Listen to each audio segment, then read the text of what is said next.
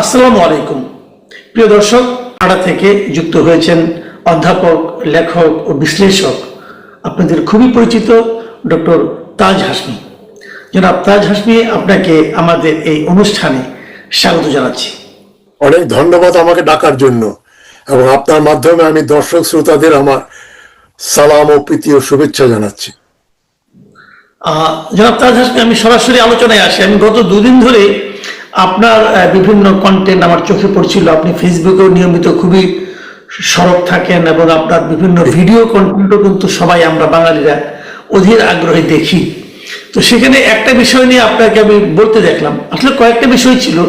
তার মধ্যে যে জিনিসগুলো দেখে আমার যেটা মনে হলো, আপনি আশঙ্কা করছেন এবারে নির্বাচনটা আসলে কেমন হবে অথবা আদৌ হবে কিনা। নির্বাচন নিয়ে আপনার এই যে আশঙ্কা, এর পেছনে আসলে কারণটা কি? এটা কি একটু বলা যাবে আমাদেরকে? কারণ নিশ্চয়ই বলা যাবে। আশঙ্কা যখন আমি করব, তবে আমি প্রথমেই দর্শক শ্রোতাদের বলে নিই, আমার যে আশঙ্কা, এটা যদি ভুল প্রমাণিত হয় তাহলে আমি সবচাইতে বেশি খুশি হব।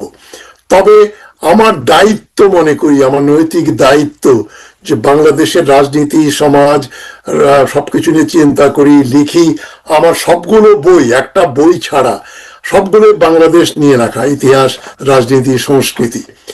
সুতরাং আমি কেন আশঙ্কা করি যে নির্বাচনের জন্য কতগুলো ব্যাপার ছিল, যে শুধু যেমন ভোটার লিস্টে তো এখন আপডেটেড হয়নি। তারা 1.5 বছর সময় ক্ষেপণ করলেন।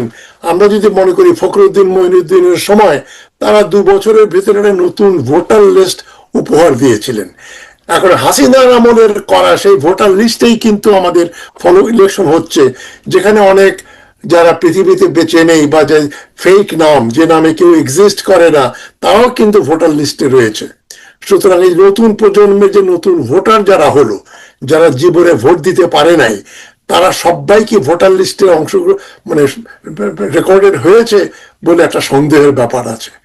তারপরে ইদানিং যে ঘটনাগুলো ঘটছে, রাজনৈতিক অঙ্গনে হিংস্রতা, মারামারি, খুন এবং খুনের হুমকি দমকি, মব ভায়োলেন্স, বিভিন্ন রাজনৈতিক দলের মাধ্যমে যে মব ভায়োলেন্স দেখছি, এটা তাকে মব ভায়োলেন্স বলা যায় না, এটাকে বলা যায় একটা premeditated political assassination and killing.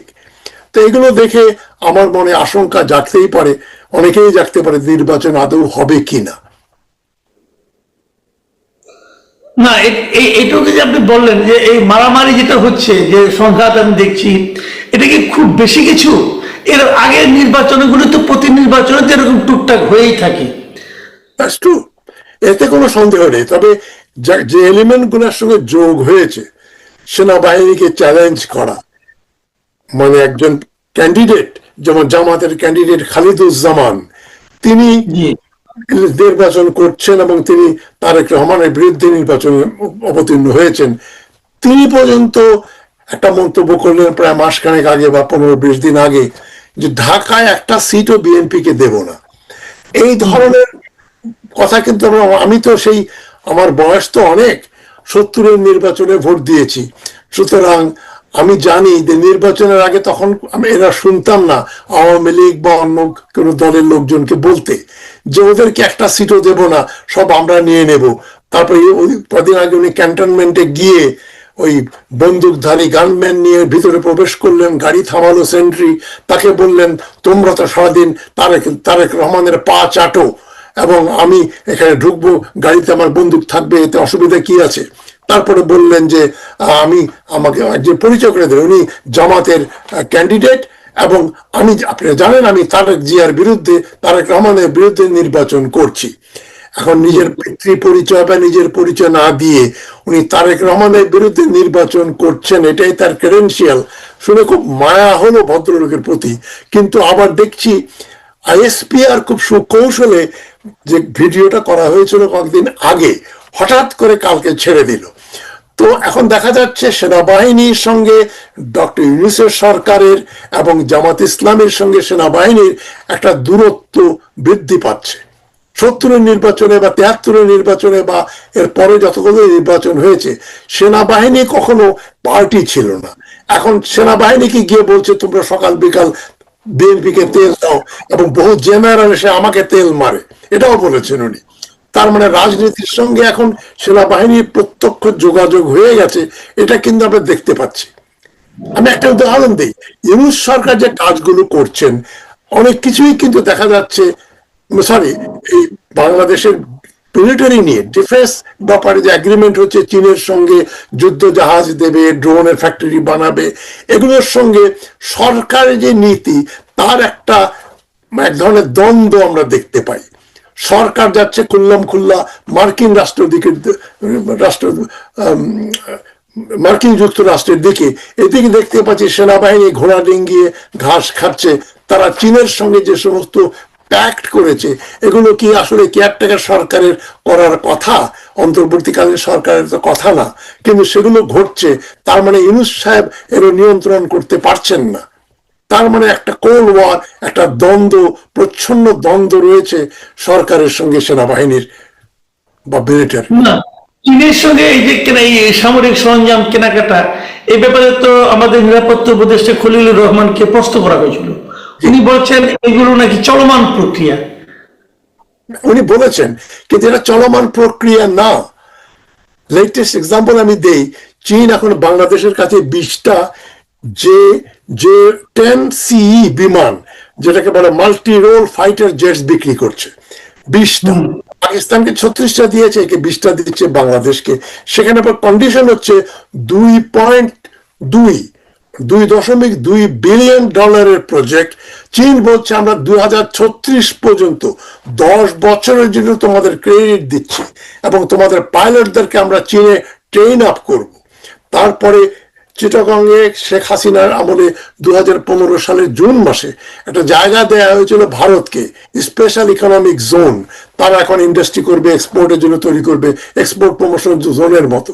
সেই জমিটা ভারতকে না দিয়ে এখন রাতারাতি চীনকে দিয়ে দেওয়া হলো। শুধু তাই না, চীন সেখানে ড্রোন ফ্যাক্টরি ইন্ডাস্ট্রি বানাবে এবং বলছে আমরা টেকনোলজি ট্রান্সফার করব। এবং ড্রোন, আপনি জানেন এখন বর্তমানে মিসাইল এবং ড্রোন এয়ারফোর্সকে অনেকটা সাপ্লিমেন্ট করছে, রিপ্লেস করার মতোই অবস্থা। বাংলাদেশ হবে 3য় ড্রোন ম্যানুফ্যাকচারিং নেশন। এটা যদি ইউনূস সরকার যদি সত্যি সরকারে কর্তৃত্ব থাকতো, এগুলো তো এখন তাড়াহুড়ো করে করার ব্যাপার ছিল না। এগুলো নির্বাচিত সরকার এসে করবে, কিন্তু সরকারের ভেতরে একটা সরকার, একটা ডিপ স্টেট কাজ করছে বলে আমি মনে করি। এর মাঝে আরেকটা বিষয়, আপনি কিন্তু একটা চমৎকার মন্তব্য করেছেন, আমি দেখেছি ভিডিওটা। আপনি ওই আমাদের জামাতে ইসলামের যিনি আমির ডক্টর শফিকুর রহমানের যে এক্স হ্যান্ডেলের যে ওনার পোস্ট ছিল, সেটা নিয়ে যে আলোচনা সমালোচনা এবং জামাতের দাবি, হ্যাক হয়ে যাওয়ার দাবি এবং বঙ্গভবন থেকে একজনের গ্রেফতার, এই পুরো বিষয়টা নিয়ে আপনার একটা নিজস্ব বিশ্লেষণ আমি দেখলাম। সেটা আমাদেরকে জানাবেন কিনা আরেকবার? মানে ব্যাপার হলো, প্রথমে আমরা দেখলাম ওই পোস্টটা আসার 9 ঘন্টা পরে জামাত ইসলাম থেকে দাবি করা হলো যে ওনার এই পোস্ট হ্যাক করা হয়েছে এবং এই হ্যাক করা এটাকে উনি ডিলিট করে দিচ্ছেন। পরে আবার 45 মিনিট পরে ওটা ওনার ওই অ্যাকাউন্টটা উনি ফিরে পান। তখন বাংলাদেশের এবং বাংলাদেশের বাইরে যারা কম্পিউটার নিয়ে, যারা কম্পিউটার বিশারদ, আমি কম্পিউটার ভালো বুঝি না, খুবই কম বুঝি, এমনকি বিবিসির বাংলা খবরেও দেখলাম যে একটা ভেরিফাইড এক্স হ্যান্ডেল বা টুইটার অ্যাকাউন্ট মানে হ্যাক হয়ে যাওয়াটাই খুবই অসম্ভব ব্যাপার, প্রায় অসম্ভব ব্যাপার।